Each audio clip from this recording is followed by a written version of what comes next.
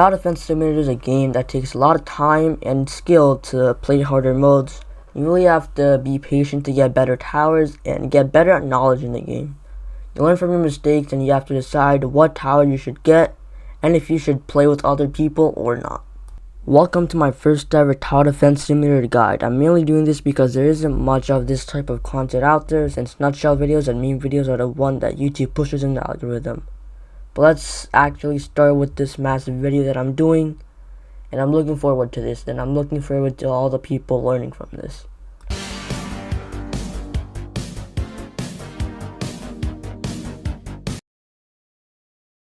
So how I'm doing this is I'm breaking this video up into pieces, and right now I'm putting all the timestamps to the different parts of the video, so if you want to skip it, you can skip it. Let's just say that if you started playing TDS right now and you're searching up how to level up or how to get good, well, it's pretty funny because you just did.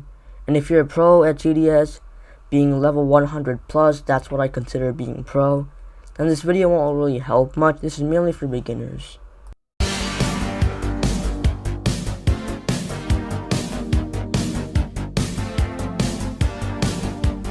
The community in TDS is not exactly the best for public servers, mainly because they don't want to play with beginners, and this makes a big impact to beginners because you can't win games with only scout and sniper. You need help to get your first towers, and I know there's some people who are willing to help, but do not get people to carry on your first game, and you really need to learn how everything works.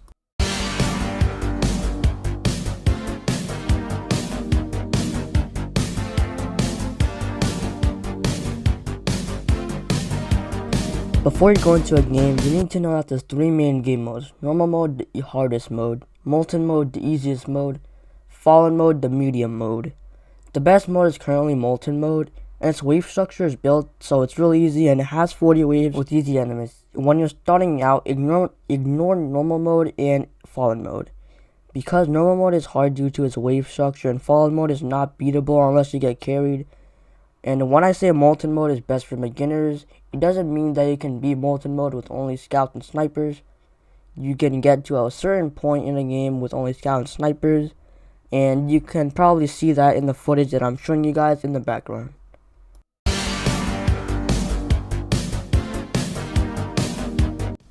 Alright, now we're getting to the fun part, deciding what will be your first tower that you will buy. The cheapest, the best, and the tower that has the most value is the Soldier. Soldier is the most common beginner tower, mainly because it only costs 350 coins and $375 to place in-game. Recently the Soldier has been changed, but it still has the same stats. Soldier is a burst tower that shoots in 3 to 5 round bursts, making its only weakness since it kinda delays its shots, but overall Soldier is one of the best beginner towers that you should buy.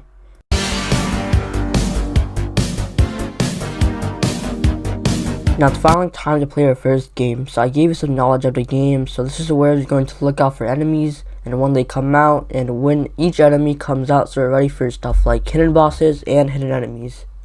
For now, I only play scouts since sniper is too bad and it doesn't have much value. It has a low fire rate, low damage, and I just think it's too much of a starter tower, but trust me, don't use sniper. Just place down 40 scouts in your first game and see how well you do.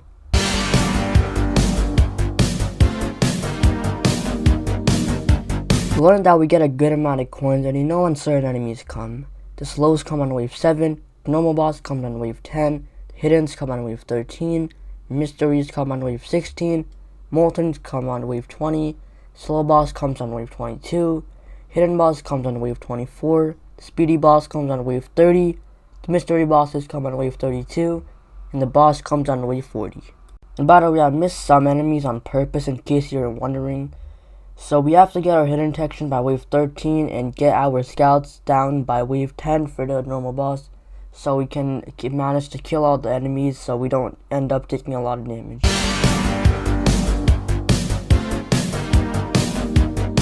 So now after playing a few games with only scout, you should have Soldier, and you should be always using scout and Soldier in your loadout now. But now it's time to tell you which towers you need to buy next. After you get Soldier, buy farm so you can level up your towers faster, and then buy minigunners as a high DPS tower. I know minigunner is $5,000 in the shop, but it's highly worth it for its DPS and what it does. But getting farm first is better since you can get your soldiers to level 4 quickly, then work on getting the minigunner so you can have an easier time playing the game modes.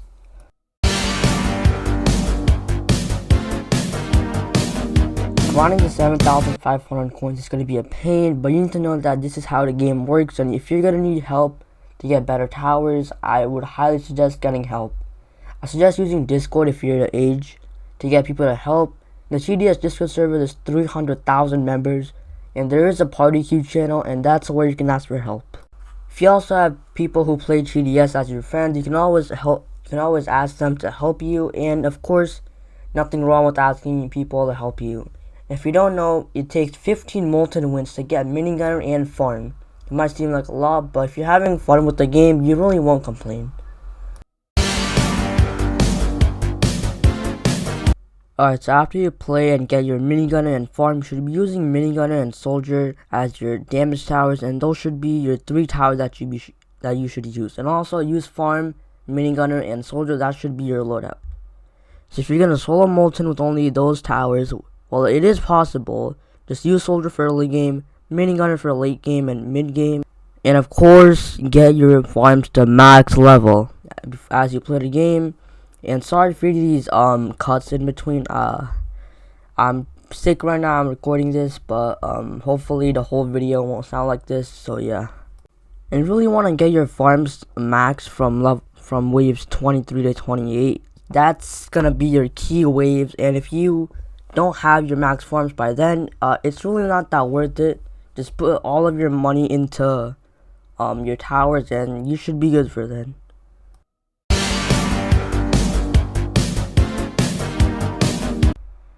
Alright, so now that you have a decent loadout, the only tower that is good is Commander. So Commander is single-handedly the best support tower in this game, and it relies on a lot of towers with slow fire rates, including Ranger, Mortar, and Rocketeer, and more that are mixed. So Commander isn't really an attacking tower, but it's actually a support tower, and it can actually boost a lot of the towers fire rate in the range. So yeah, so when you place your Commander, try to get to level 2 as soon as possible so you can use the Call of Arms ability. Call of Arms ability is a staple of GDS, and it's heavily relied on stuff like Solo Fallen, events, hardcore, and many more situations. A level 2 to Commander buffs all towers with 45% fire rate buff. For level 3, it is 50%, and for level 4, it is 55%. The best way to use this tower is by chaining Call of Arms, which I will show you right now.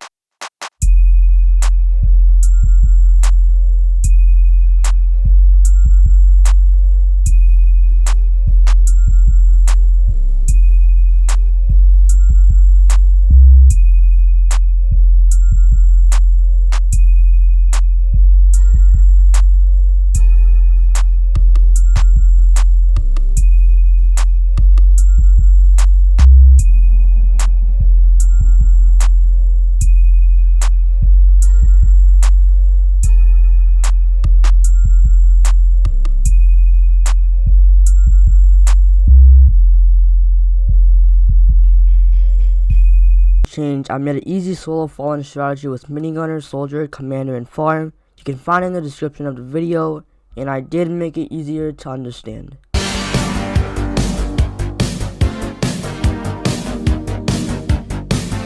Now that you have a strategy, now it's finally time to get a big tower, which is the Ranger. The Ranger is an attacking tower. As of right now, it does 80 DPS, and I know it's the same as the minigunner, but the Ranger is a cliff tower, so it can attack for a longer period of time, and it can block stuns.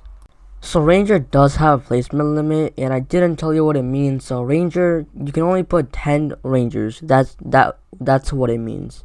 Meaning you can only place 10 Rangers, and it's a bit expensive to place and upgrade, but it's worth it for what it does.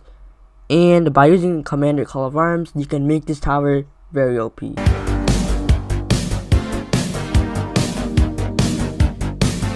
Just before I move on, you should always have the towers that I mentioned plus the Ranger. Okay, so you know you have to use Ranger, Soldier, Minigunner, and Commander. And yes, I made another solo Molten strategy using the Ranger. And yes, it took a lot of time, so please use it if you have those towers, and yeah. And as always, I put the details of the strategy in the strategy, so it's gonna be in the description of the video, so that's where to find it.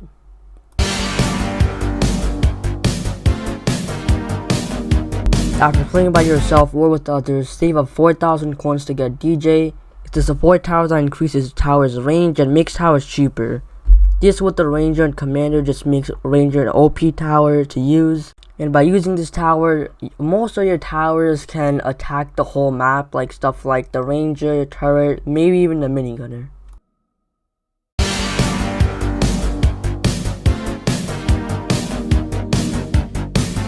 Alright, so if the Frost event is still here when you're watching this, it's time to get Sledger.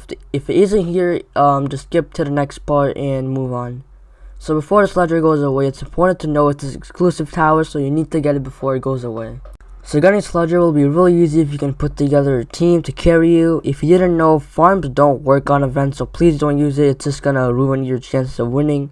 So when you're playing the event, use Minigunner, Ranger, Commander, and DJ. Do not use any other towers. I repeat, do not use any other towers. And as always, I left this strategy link in the description, so if you wanna have an easier chance of playing, you can follow the strategy with other people and you can just easily get Sledger, and that's it. You'll have Sledger, very epic tower, and you'll have it.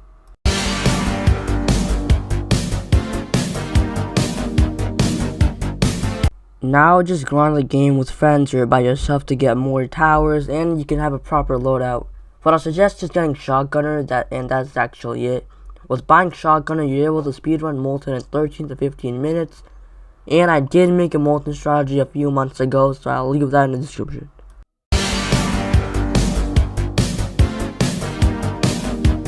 Now at this point, since you're level 25, you should always be playing Fallen or Molten by yourself. Just letting you know, Molten gives 500 coins and Fallen gives 700.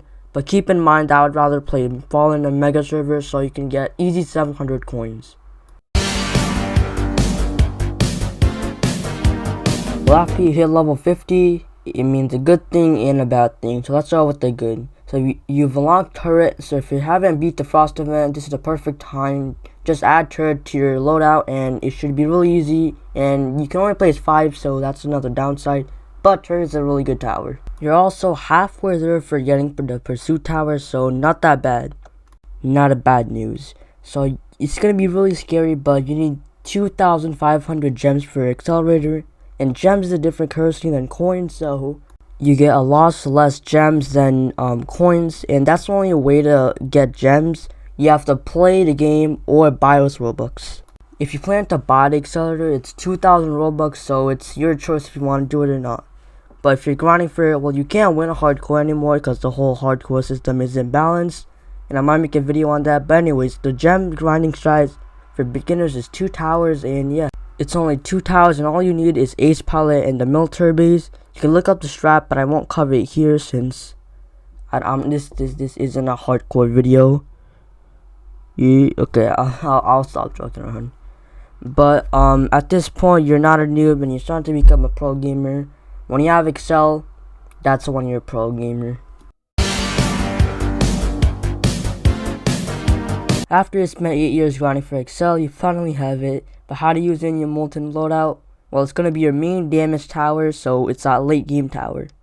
So I recommend a loadout like Excel, Farm, Commander, Shotgunner, and maybe Scout for a beginning tower.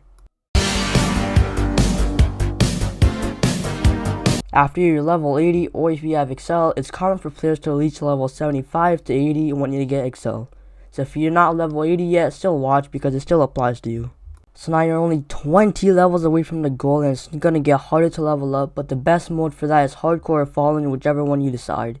There's not much to say for level 80s, but wait, why did I even make this segment? Like, it's so dumb. It's just to grab watch time, I guess. But keep watching, guys, and it'll get better, and we're almost done with the video.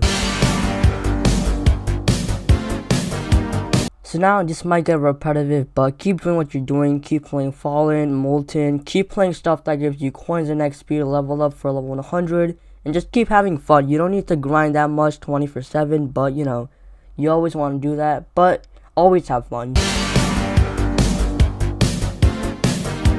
The time has finally came that you became level 100, and it's pretty complicated, but you did completed the basics of Tower Defense Simulator. So as you did, you completed normal mode, Molten mode, and Fallen mode, and you also have Excel by now, and you really should. So all these things might be cool, but it really is if you start playing the game. But if you're a hardcore TDS gamer fan, you know there's a lot more to do in TDS. But at level 100, you also unlock the Pursuit Tower. It's a flying tower, which still gets stunned for some reason, but it is a high DPS tower, so that's what it makes it good. Pursuit is also another good splash damage tower, and it's worth it for Fallen, events, hardcore, solo Fallen, all of that. Another thing is that when you reach around 100, the next thing you can unlock are golden skins and other crates, which they do take a long time to unlock, but you can eventually get there, but not right now. You're nowhere close to that. Alright, so I finally did it. We've covered the basics of Tower Defense Simulator and all you need to know as a beginner or a noob in TDS from level 0 to level 100. I really enjoyed making this video, even though it took basically a full week to do. And my videos usually take around a few hours, maybe like 5 to 6. But overall, I hope you guys enjoyed this video, and I hope it doesn't flop. And I hope a lot of beginners learn from this, and yeah. Alright, so if you want to check out my other videos, they're right here. If you want to see another TDS playlist, well, here it is. And also subscribe so I can do the giveaway very soon, and I'll do it as soon as I hit 5k subs. And other than that, well, peace out.